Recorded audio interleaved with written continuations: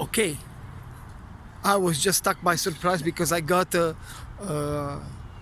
Wi-Fi sign-in free recommendation to do it while I'm here on the street. Basically, I'm outside in I would say in a park, and I'm asked about that.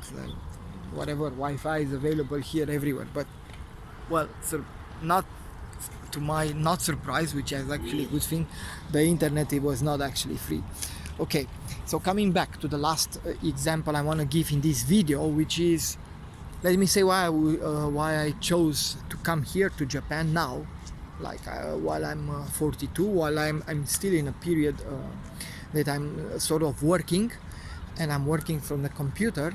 And one of the reason I wanted to do it now, it was this. First of all, um, this kind of trip is possible with a laptop, and it's actually quite enjoyable because you can easily share both of these activities together.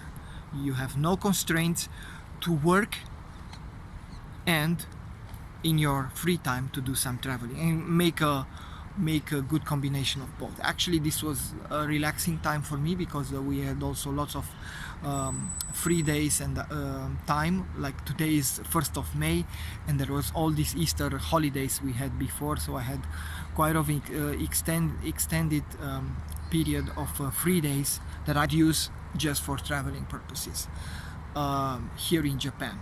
And being a safe country, you have absolutely no constraints of doing so. This is not the case with all the Asia, but actually this is one of the fewer places where you can come safely and do this kind of thing. I would not recommend to do that anywhere in Asia, maybe except Singapore, Malaysia, or probably Korea. Other places probably are not so good. China would be also fine, but China is known for their limited internet accessibility. And this will not sustain you if you want to work remotely most of the time, unless you have to do just how to say, just offline work, but then it will not make the point of this. Anyway, coming back to the reasons. There are two aspects with which you have to be very careful when you make a choice, because one of them are motivators, and that actually inspire you and lead you to decide to have the experience. And secondly, there are the retractors, what I call, or some reasons that will stop you or prevent you for going somewhere. And it's good to be aware of both because they function both. And especially we have to be careful with the retractors because they usually work together with what I call sometimes the ego that wants to keep us in the comfort zone. It's a part of ourselves that is afraid to try out new things, to enjoy new experiences, just for the reason that he might be afraid that he would be hurt or something bad can happen to us. And this is running in the background at all times inside of us, and it's very useful to be aware of it. Through practice, everybody can work with this, can improve it up to a certain degree that you almost feel comfortable almost anywhere. But that's not to say that the mechanism is working completely against us. No. It has a very strong influence because it comes from the past, which actually it was there to help us to survive, to remain active in this life and not and to be able to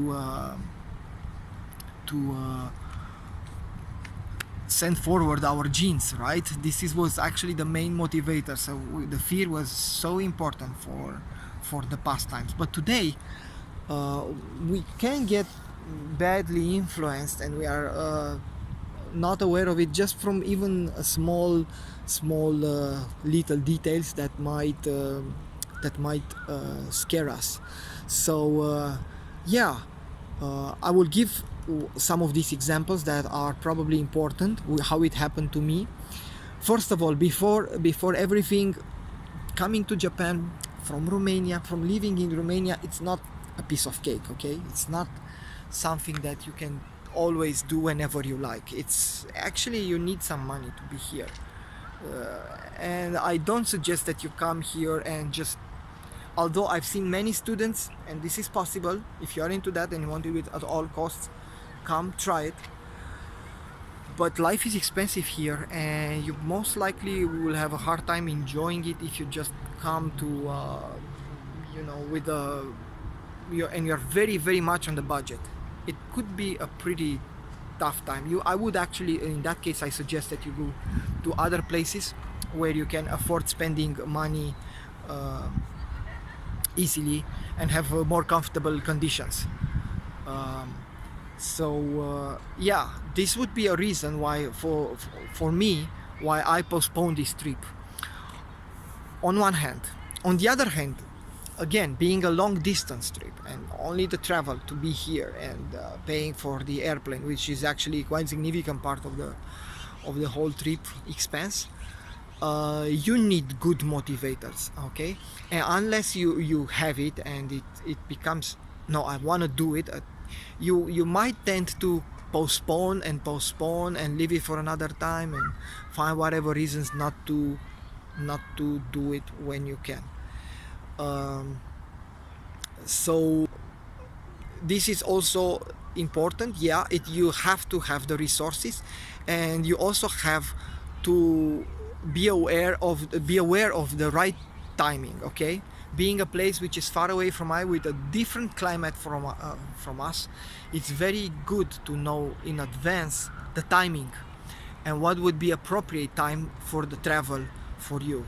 And this can also go hand in hand with the finances you have that will support you to be here. There is a high season, there is an off season, or a combination in between, and you have to make up your choice what is best for you. Secondly, you have to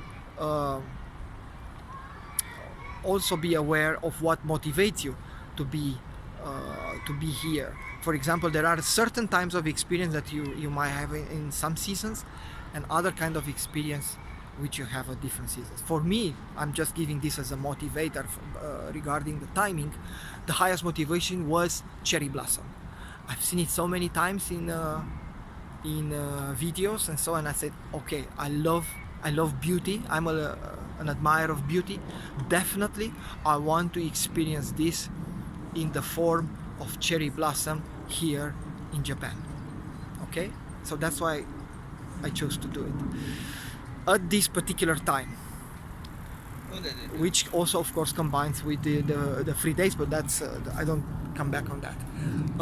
Secondly, I would like to talk about some aspect that might also prevent you, and it's good to be aware of it.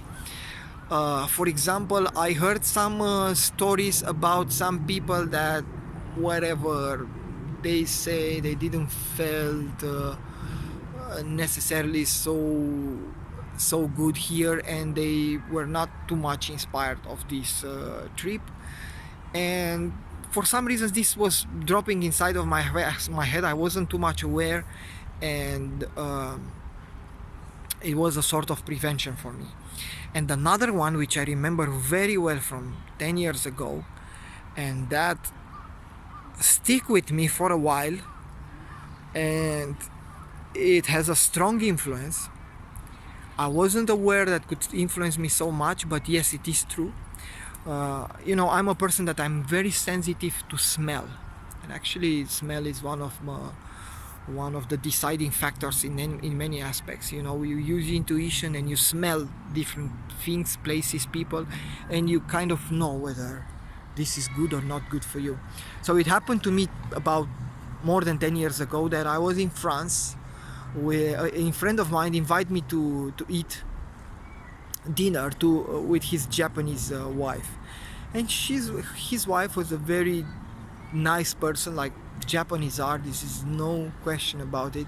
She had 3 daughters, all of them. So he was French, married with a Japanese woman. It was this nice combination. The guys was also nice, but there was this thing that I kind of whatever I reject the experience. First of all, there was something inside the room that I didn't like the smell where I was invited for some reasons. And secondly, even more than that, I tasted the food and as well the smell of that food that they were making, and it was this, let me serve you this traditional Japanese food that my wife is making for us. And at that moment I felt really, really bad. I felt like this food was something really not good, and I said, "Oh my God! So this is Japan. This is, the mind that makes generalization. This is Japan. This is the food here. No, no, no, no, no, no, no, no, no. It cannot be. I cannot decide to be here based if it's gonna be like that. This goes unconscious for the most part. That's why I'm saying this stuff, so you become aware. It's not a full experience. It was a given experience at some specific time, but the brain created this generalization. And because I was sensitive on these aspects, I kind of put a strong label, say no, not good. This is not special. Good. With this being said, then let me go to the positive, to the motivators. And again, I will start because this can come from motivators. They also work in this intuitive side, okay? Because usually the decisions we made are emotional and are based on something that, I want to see that, I want to feel that, I want to listen to that, this kind of thing. So I'll start in order. One thing I remember when I was a very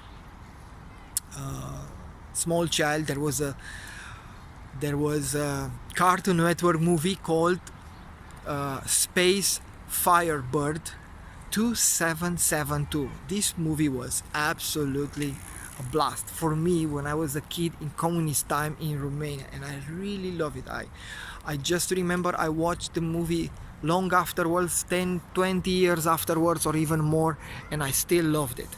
So in my heart they were already established strongly with this experience. Secondly, about that time of communism, I'm talking about here the 80s, beginning of 80s or mid 80s. In Romania it was very hard to find electronics and all that equipment, and from some reason, when some of us would get a video recorder or a video player or just a simple tape recorder, wow, most of the time it was from Japan. Sharp, Sanyo, Sony, JVC, Akai, all these let's say all these brands. I've become full with it. It's like I want to see all of that stuff. So interest about Japan was growing through this. And in terms of movie, again, during those times, some movies which were not actually given on the Romanian television but were found through whatever piratery or accessing from the outside. It was my mother, who was extremely in love with the Shogun movie with Richard Chamberlain, and a lot of Karate Kid and generally karate movie with influencing from Japan were very interesting, with samurais and ninjas and so on. And yeah, that was also made me very curious about the culture, wanting to know more, wanting to experience this place. And coming further on in life, then when I become more in tune with music during teenage time, then everybody knows John Lennon, and how while he was married with a Japanese woman, and that was pretty famous couple in the world. And there was also Beatles, who had a big blast in Japan. But the one concert that stood in my mind, and I remember it so well because I listened to it hundreds of times and I love it, it was Deep Purple with the title Made in Japan. And I love this music extremely well, extremely much. And I was listening to this and so much, and I could always imagine me how would be this Japan 1972 and 15th of August. I remember all these details about this because this was a special concert, and as I'm a freak, I'm learning all details of all the things that I'm interested about. And yeah, and a lot of famous bands, including Pink Floyd, Led Zeppelin, all these Western bands, especially coming from UK, they have had amazing concerts while in Japan. Because why? Because Japan was open to them, to receive them, and probably was like the first in those time was the only Asian country that was able to get this influence. And not the last, I would like to mention, because this was also coming about not the same age but a little around that time, it was James Bond movie, which with a title that I love very much. It's called You Only Live Twice, and the action is happening here in Japan. It was I suggest that you go and watch this movie. I will actually put a link to the things I mentioned already here, so maybe it will increase your curiosity. And this kind of were like by the way, James Bond is another great resource to find inspiration if you want to travel, and if you don't want to search National Geographic and just do it for this reason, and you're into the movie things, maybe watching this guy James Bond traveling the world and doing crazy stuff in all over the places will make you feel different. So coming back, yeah, as I already mentioned, a lot of good motivators, that most of them were coming from early childhood. Later on, maybe they were not so much. I mean, I was, whatever, we see a movie that I love was Last Samurai, or getting to know more and more people that travel through Japan. You learn about spiritual places. You want to go and visit Mountain Fuji. You want to try out probably some of the things that you heard from people you trust while you are already more conscious, up to a point that, okay, I said, this is it, this is time to come, and this is time to do it. And I'm thankful I'm here. It's my last full day before I depart, and it's also the opportunity for me to close this video in which I discuss all these points to help you understand and probably help you interrogate yourself, inquiring. It's called about why would you like to be somewhere. Okay, thank you very much, and hope this video was helpful, and see you another time.